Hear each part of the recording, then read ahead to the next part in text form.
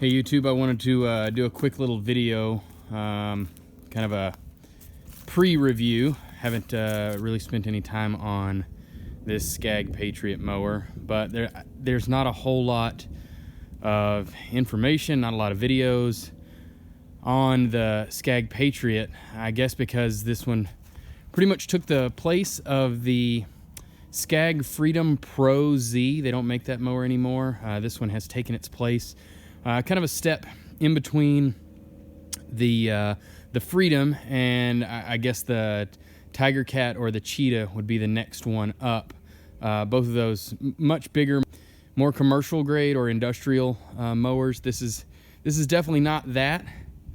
This is what I would consider a really high-end residential mower or an entry into the commercial mower. I can tell it's a commercial mower because of the hat that they gave me says commercial mower on it, so I know it has to be a commercial mower because the hat says so.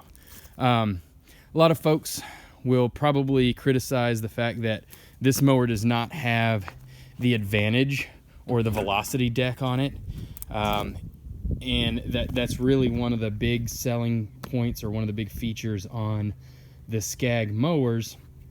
However, it was just a jump up that I really didn't feel like I needed to make with this being a 100% residential mower. I'm not mowing a golf course, as you can tell out here. We do not have a park environment or a golf course out here. This is a small farm, and we just need something to mow. Roughly the 6 acres of grass that we have, we mow. The rest of the acreage is left either to woods, like we have behind us. That sun's really bad, but lots of woods. We've got some areas that we just don't go in with the mower. We do go in with a brush hog occasionally on the back of a tractor, but that's not grass. That's something that you wouldn't want to cut with this. But that's not to say that this deck isn't very rugged and durable. A lot of the manufacturers are using 7-gauge steel. That's what this Scag has on the skirt, and this rolled steel edge, this leading edge here. This is all 7-gauge steel on the front skirt and the back. The top, I believe they've got that rated at 10-gauge steel with 11-gauge reinforcement around the spindles. This mower does not have the cast iron greasable spindles and bearings that you find on the Velocity deck. Another criticism of this mower. It does have the fully sealed aluminum spindles, which I don't really have a problem with. I've changed them on my Ariens mower over here. I've changed all 3 of them out. It's an absolute breeze, so I don't see any problem going that route. But some of the things that did draw me to this mower versus my old Ariens, which I will still use to mow through things like the rocks here that you see. I'm not gonna abuse this deck like I did that one. But some of the things that I did like were the much wider 6.5-inch tires. I believe there's 6.5-inch tires, but the much wider, 6.5-inch tires. It's got a much wider frame. This is the 61-inch versus the 52. They make it in 2 different models. The 61 comes with a few features that the 52 does not, and I think that's simply because it's a wider deck that requires maybe a little more torque or a little more engine power. So they do put a bigger engine on this mower. They put bigger transmissions on the tires, on the rear wheels. These are the Z3400s. The 52-inch comes with the Z3100s. So a little bit different transmissions in the transaxles, whatever you want to call them, hydros, in the rear.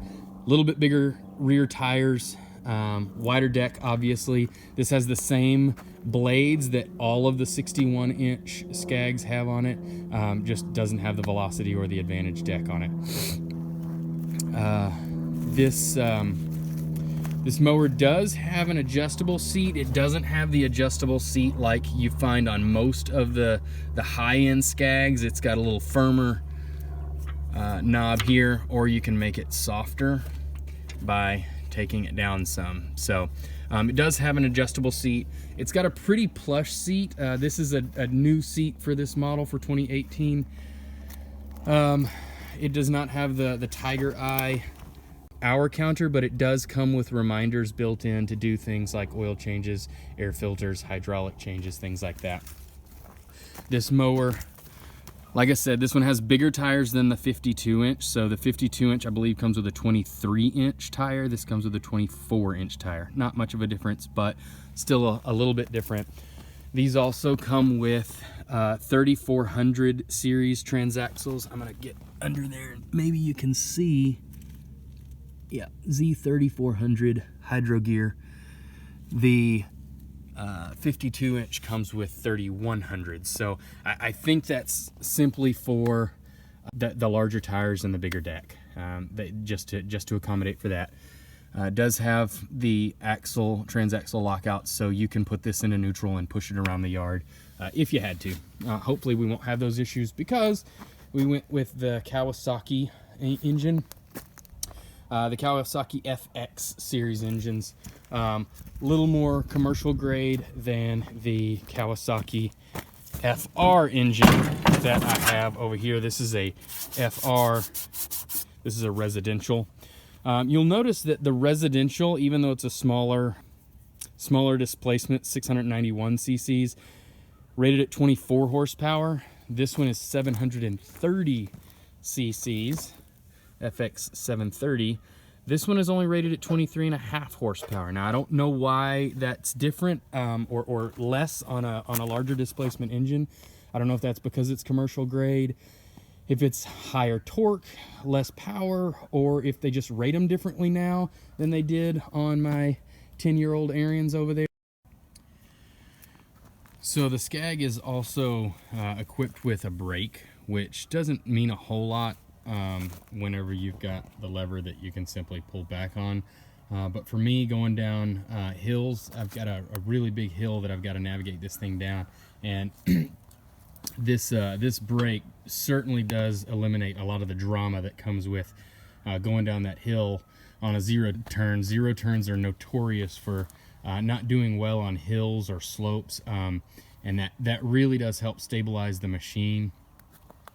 One of the things that I really like about this mower versus my other mower is how this machine attaches to the deck and the deck leveling system. The deck leveling system, really easy to use, really easy to get the deck level set correctly.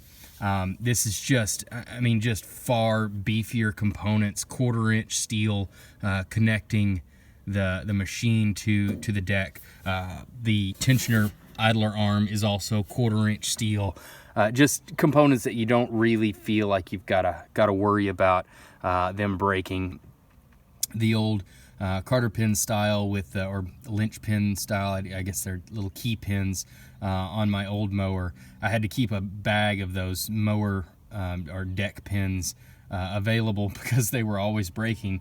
Out here we've got some pretty rough terrain that we've got to deal with, so having a deck securely attached to the mower like that, I really do like. So I'm gonna get on the mower and show you basically a view from the cockpit, how easy it is to level the deck. Here you've got your deck height right here. Do I have, oh no, I didn't have that up, I'm sorry. So, did I? I think I did. No, okay. So, deck height adjustment, really easy. I guess not so intuitive when you've got an idiot like me in control of it, but from 5 inches all the way down to 1.5 inches, and then anywhere in between. So you just stick the pin in the slot as long as the deck is raised in its highest or transport setting, and then as soon as you push down on this lever, you're going to pull up on this little lever here, and that will lower lower the deck down into to range. This is your seat release, so you can slide the seat forward and backward. One of the things that you'll find out on this mower pretty quickly is that you have to have the seat all the way forward before you can lift it. So I can hop off and show you that in whenever I get this thing parked. But your firm or soft seat setting is right here on this dial here. I can actually feel that getting firmer on my bottom. So all the controls, typical Scag. You've got your throttle, you've got your choke. I haven't had to use the choke yet, but the choke is there. It's 50 or 60 degrees out here right now. Haven't had to use the choke. Blade engagement key. Everything has to be essentially turned off before you can start this thing. So the arms have to be in the open position. These big, thick, beefy arms, I really like the feel of that, but these arms have to be in the open position before it'll crank. The brake also has to be on, and one of the things that I found, whenever you fold the arms in to take off and the brake is still on, it will kill the engine, whether you're mowing or not. So arms have to be open. I've got the throttle back at about 1/3, and I'm gonna go ahead and probably make a liar out of myself, and this thing won't crank with that choke, but no, it did.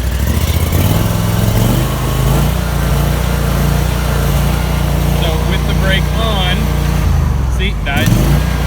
So you've got to take that brake out. These arms do not return to neutral like my old mower did. That's kind of annoying, but that's something that I've found on all new mowers, is none of them are returning to neutral. So I'm going to go ahead and park this in the barn, and then I will flip up the seat and I'll show you how effective that brake is. It works pretty well.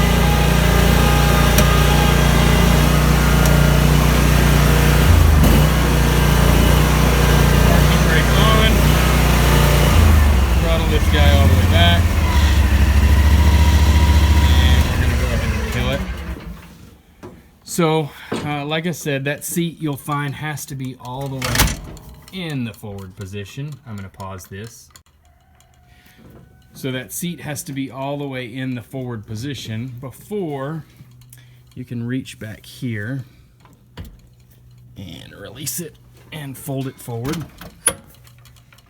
Underneath you're going to see springs and the hydro covers. My old mower did not have covers over the hydro fans, which meant they were always filled with dirt and leaves and debris, and that's really nice. I don't know how hard that's going to be to clean that out of there whenever those do get that way, but just something nice. You can plug in accessories, headlights, things like that. All the wiring harnesses are wrapped in this really nice sheath. I have replaced and rewired so many things on my old mower that I absolutely cannot count how many times I've done that. So that will be nice to not have to replace wires and rewire things on a new mower. So there's no seat back adjustment, I don't believe, and the armrests do not adjust like they do on the higher end models either. So again, if you've got any comments, questions, anything that you'd like to know about the mower, just leave them in the comments section below. If the seat is adjustable and I'm just a moron, let me know that as well, kindly, if you could. So thanks for watching.